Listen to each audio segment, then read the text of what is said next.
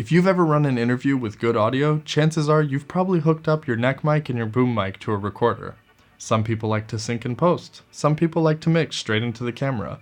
But inside this box is the literal all-in-one solution. Stay tuned to find out more.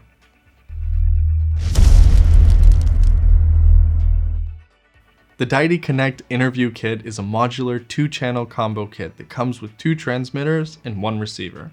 The first is a standard lav, the second is a reporter-style cube. Right off the bat, there's a question for anyone who has never seen this product. Where does the second transmitter go? Well, this is the beauty of the device. Both devices stream audio into the same receiver. And how they do that, we'll go over in a bit. We opted to go for this kit for 2 reasons. Primarily, when conducting interviews, it's not uncommon to have 2 sources of sound. Normally, you would want to have a mic rigged on top, that's normally a boom, and a neck mic or a lav on the talent. This way you have an audio backup. However, in addition to this format, you can also expand the usability of the transmitter cube. Not only can it output 48-volt phantom, but the cube can also act with its 3.5mm jack to insert a microphone, essentially converting it into a second neck mic. But before we get into all of those details, let's talk about the literal case that you get when you buy this set. You get a super sturdy Pelican style case with a really nice pre-cut foam. Inside the case, you'll find the neck mic transmitter and its antenna, the transmitter cube, the receiver, a Velcro strap for the receiver, daisy chain link cable, body pack clip, pouch of the cube, 2 3.5mm jacks, an XLR cable, USB-C to USB-C adapter for the firmware upgrades, 2 USB-C cables for charging, a 3.5mm to 3.5mm jack, and 2 lav mics. 2. If that's not a mouthful, then I don't know what is. So there's obviously a lot included in this kit, but before we break down what they do and their functions, I just want to give kudos to the build quality. Everything here feels super premium. The transmitters and receivers are built really well, and they're all made of brushed aluminum. Let's start with the receiver. The receiver is built out of a solid aluminum construction, and it's a super sturdy product. It is a little sizey compared to the Sennheiser G4, but when I was chatting with a friend about it, he basically summed it up to this. If you're gonna have 2 devices in practically any other way, you're going to end up with 2 receivers, and maybe even an extra bracket to attach them, so I guess it's fine. In terms of features, oh baby, this can do everything, and then some more. And if you're asking yourself what is everything, well, put simply, the answer is any function that you can control from the transmitter side, you can control from the receiver side as well. The menu system works really well, and the amount of buttons it has is just perfect for an easy, operable remote for both your transmitters. I absolutely love this feature, and the idea of not having to remove the body pack from the talent or having to go to the boom mic and check its levels, it's amazing. I will say that with all the things it can do, there's one big bummer, and that's unlike my G4 Sennheisers, there isn't a notification for peaking. This is kind of a bigger deal to me. I feel like if you went the extra mile to show the levels displaying on the screen, it would be only expected to see whether or not they're peaking. Otherwise, it's just an indication that the mics are working, which you already have with the signal strength icon. Next, the body pack transmitter, otherwise known as the BPTX. The transmitter is a nice size with a bright OLED screen. It's really easy to operate. The clip on the back is super sturdy aluminum, and it's screwed on. Nice touch, and my Sennheiser fanboys will know why. The buttons all around the device have a real nice tactile feeling. And on top of the device, you'll find a place for screwing in the antenna, and a pair of LEDs, power and mute LED indicators. On the screen, you'll be able to see the user ID, or how it'll show up on the receiver, the battery status, the connection status, and the levels. You also have the indication in the top right corner that'll tell you if you're on mute or not. Or you can just hit the power button once and shift the body pack to mute. Moving on to the HDTX, or the transmitter cube. This has a bunch of really nifty features. You'll notice the layout is almost identical to the body pack, but with an additional 2 buttons, record stop and play pause.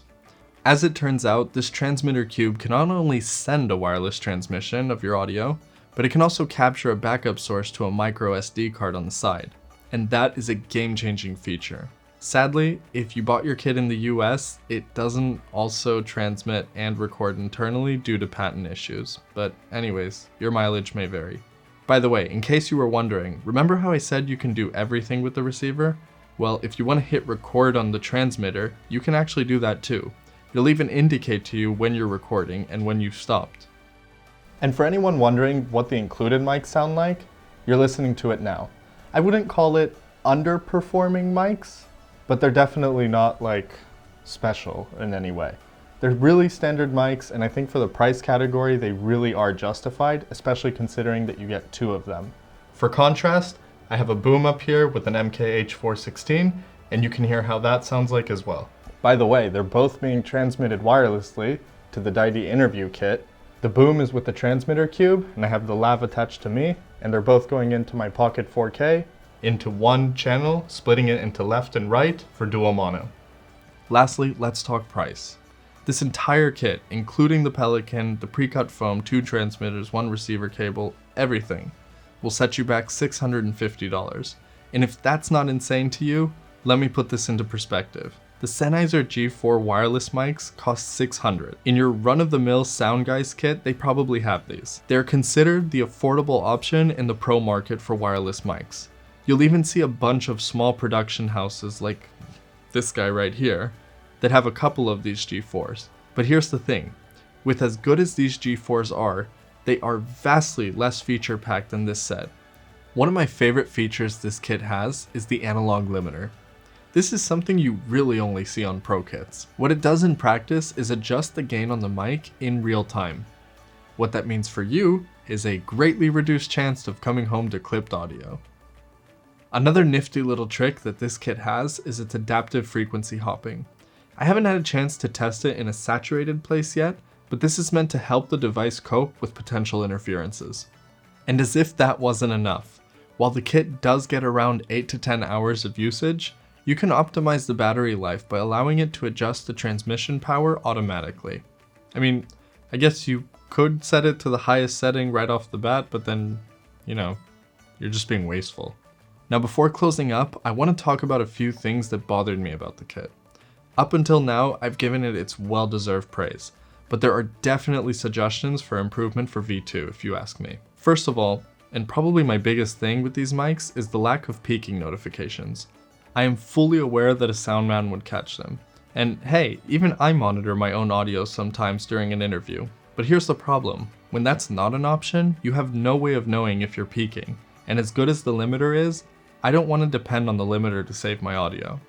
Next, and this might be a preference thing, but I really prefer the doors on my Sennheiser. I mean, I'm not sure if I prefer the doors or I'm just kind of bothered with the 3-second unlock time it takes to open the device. 3 seconds is a lot, and I don't need to do 3 seconds. I really wish I could take this down, maybe like customize it to 2 or 1. I appreciate the fact that the device locks though, but the way to unlock it is kind of a hassle for me. A door would essentially eliminate that and block the controls from unwanted pressing. If we can't have that, I would be happy with the ability to change how long you have to hold the up and down buttons. They're not exactly easy to press together, especially not with one hand. Last thing, there's a lot of good reasons to use the 2.4 GHz frequency. It's affordable and globally accepted, unlike the UHF alternatives that can get you in a sticky situation if you're not aware. The saving grace for this kit is that the cube actually records internally and transmits at the same time. The biggest downside for me is that the body pack doesn't also do that. I would have a lot more confidence in a 2.4 GHz kit if I knew the audio was actually being recorded, even if the connection breaks while monitoring. Don't forget that you actually have the ability to control and see that the device is recording, so being able to do that for both devices would really give you the freedom to do whatever you want. Especially if, like me, you find yourselves doing a one-man band often enough. The Deity Connect Interview kit is by all measures a prosumer product. I would probably even stretch the label to say it really is the closest thing to get to a professional grade kit. You get so many options of connectivity, amongst the best build quality in the market, and a great answer to a lot of common problems. I'm still missing some tests with a saturated environment, but Corona.